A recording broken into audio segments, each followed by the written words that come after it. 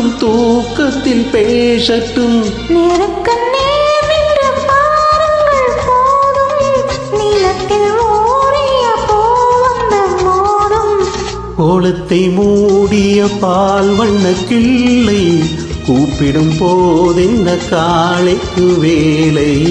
கோலத்தை மூடிய பால் வண்ண கிள்ளை கூப்பிடும் போதென்ன காளைக்கு வேலை. நேருக்கு